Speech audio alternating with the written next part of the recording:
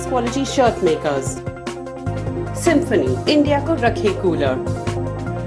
And Nerolac Impressions, paint with high definition colors.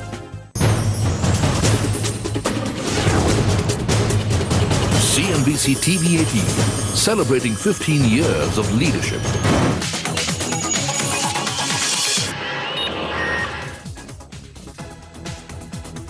Hi, a very good morning and welcome to Street Signs on CNBC TV 18. I'm Ekta Batra, with me is Anuj Singhal, and it's turning out to be a good session, you'd have to say, more consolidatory in nature for the Nifty at this point in time. So we are hovering at 8350 as we speak at the high point of the day, and we've picked up pace in the past couple of minutes, you'd have to say, and the mid-cap index is really outperforming at this point in time. So the mid-cap index is up around 0.6%, and look at the advanced decline ratio. It's quite heartening to see that it's managing to sustain with that gap of around close to 2:1 at this point in time. Anuj, morning. After yesterday's run, we're seeing some amount of sustainability, you'd have to say. It was a little choppy earlier, but now it's sustaining at 8350.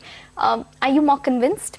I think the follow-up is good, Ekta, especially the last 1 hour or so, because, in the first hour, it looked like the market was going down. At that point, I had said, keep an eye on the 8300 mark. If the Nifty takes support at 8300 and moves on, you're fine. But if the Nifty starts trading below 8300, that would be a bit of a problem. But the fact that the Nifty has taken support at 8300 and is moving on is a good thing. But I think one thing is, what stands out today is the mid-cap outperformance and the advanced decline ratio. After yesterday's 5:1, today also we've seen good advanced decline ratio for about 2:1. So I think that really is going to be the key now. From here on, if the Nifty manages 8300 or manages to hold on to 8300, in that case you can expect a bit of mid-cap outperformance. But for that to happen, Nifty needs to hold about 8300 or so.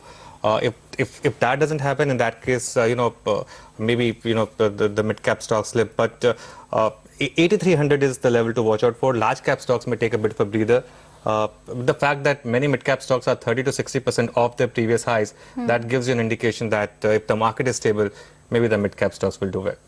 Okay, well, good going at this point in time. In terms of Nifty stocks, do watch out for Kotak Mahindra Bank. That one is going to come out with numbers today, and it's holding up with a gain of around 2.3% at the high point of the day for Kotak Mahindra Bank. But let's take you through all the other street signs you need to be watching out for. The markets were consolidating in a tight range, but have now picked up pace after yesterday's strong run. So after hovering around 83 levels, the Nifty is now at around 8350. The mid-caps are outperforming.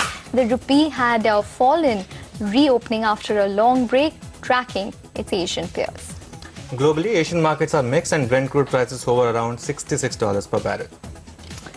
IT stocks gain post the beat from Cognizant and the upping of the CY15 guidance by the company to at least 19.3% from at least 19%. TCS additionally gets a leg up after CLSA upgrades the stock to buy, expecting a stronger year from the sector leader and rising likelihood of beats in a seasonally strong period.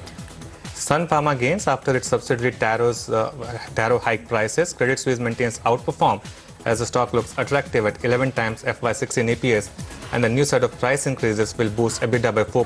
CLSA reiterates high conviction buy with a price target of 1130 rupees per share. Okay, well, that's on Sun Pharma as well as Taro, its subsidiary. But Future Retail gains over 40% in 2 days post the deal with Bharti Retail.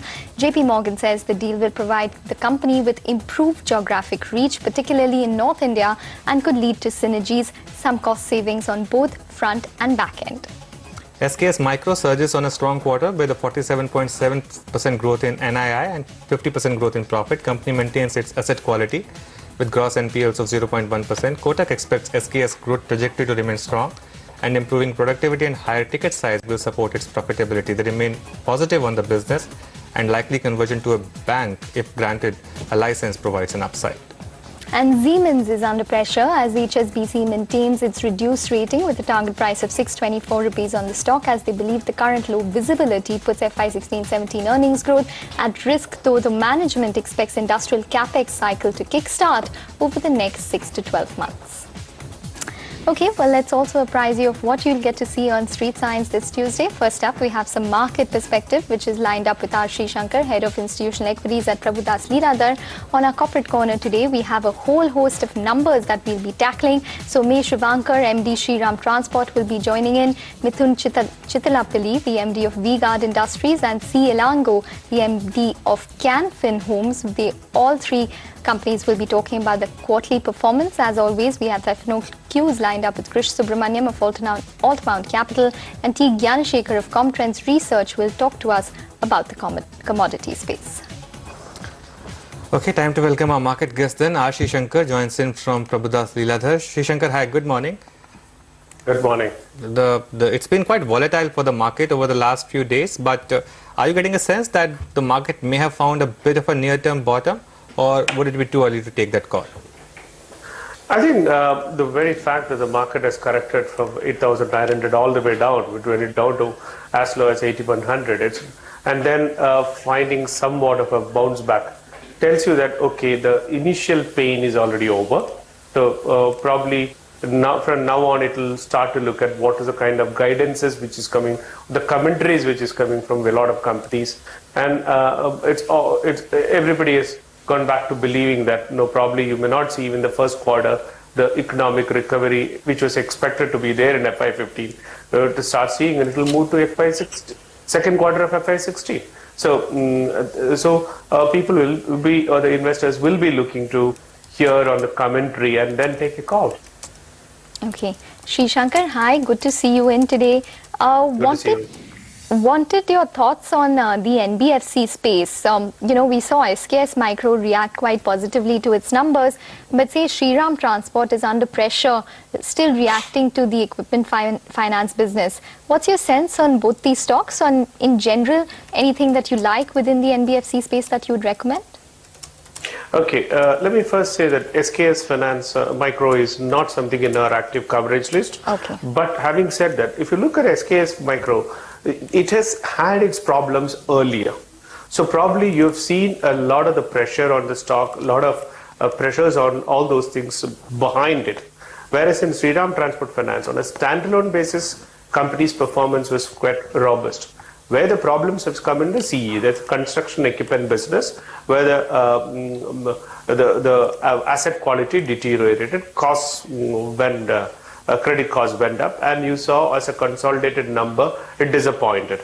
Now, what we also believe is that if you going forward, probably when they go for 150-day recognition of NPAs, you may find some more pressure. The stock corrected 15%, and now very similar. I think you may see a smaller correction again today. But let's not forget that the company's book value is around 474. So it's probably right now quoting at around 1.6 times earnings, which we think is fairly decent at this stage. Sri Shankar, does ONGC warrant a relook? The market is willing to do that. In the last 2 days, we have seen a 10% rally from oversold zone. But what's your call on this stock and this sector? See, I have come on this channel many a time, and I said that I look at be it the downstream and upstream companies till the time you get a clarity on the subsidy payment, subsidy sharing, etc. This will become trading stocks. So it has been said that probably if we get a clarity on that subsidy, you're not going to bear more subsidy than what it is right now you're paying. And if the crude oil prices keeps going up, then the upside goes to these companies, etc.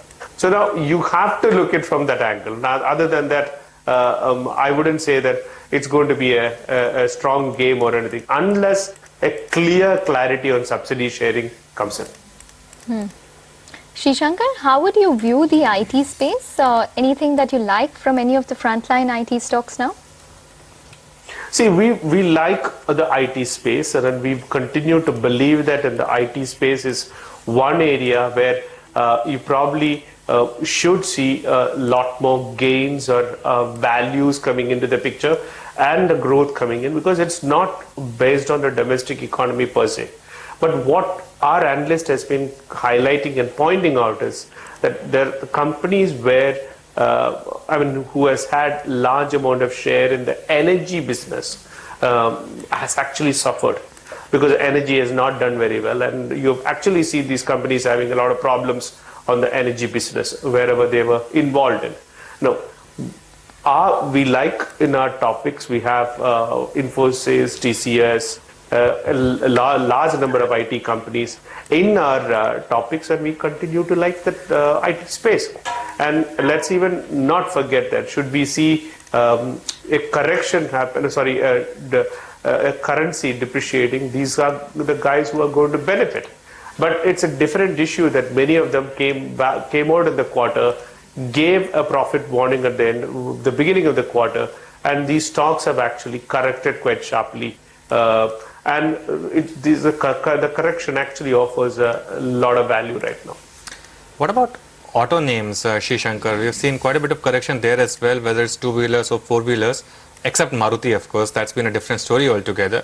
But how would you be positioned on all these names at current prices? Our analyst continues to like Maruti. Also, commercial vehicles is something which we are continuing to be more optimistic on at this stage.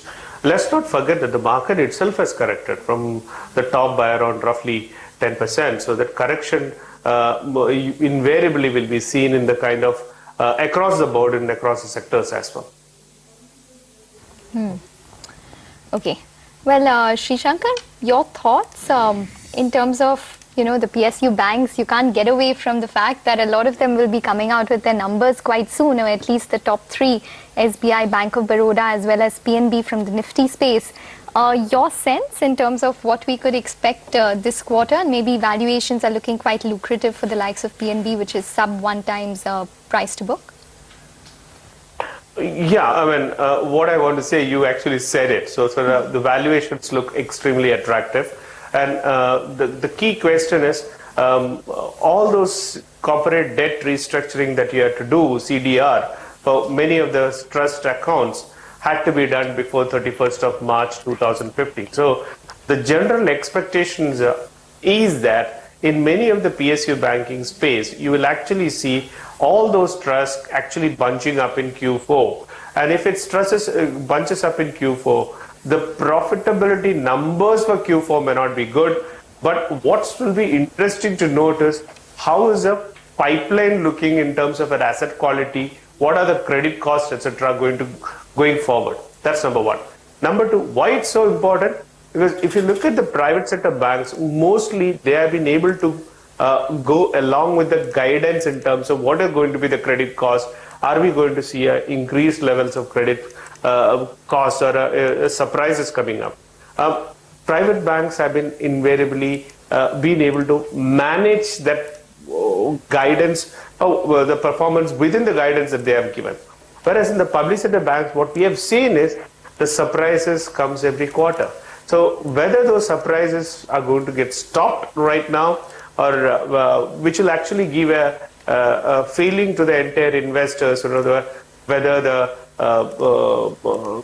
these banks actually have much more control over what is the pipeline that they have in terms of trust assets, etc. And that's going to be the key. So commentary is going to be important more than the results as far as I am concerned.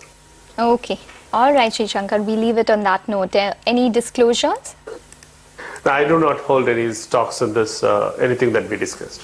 All right, Srishankar, thanks very much for joining in. Well, that's some fundamental perspective. Some news on Voltas, where that stock is holding up with a gain of around 2%. We do understand that they have forayed into fresh air coolers segment. So there's some positive news coming in for all the people who are battling this heat at this point in time. But take a break, but we'll get discussing some numbers. We'll be joined by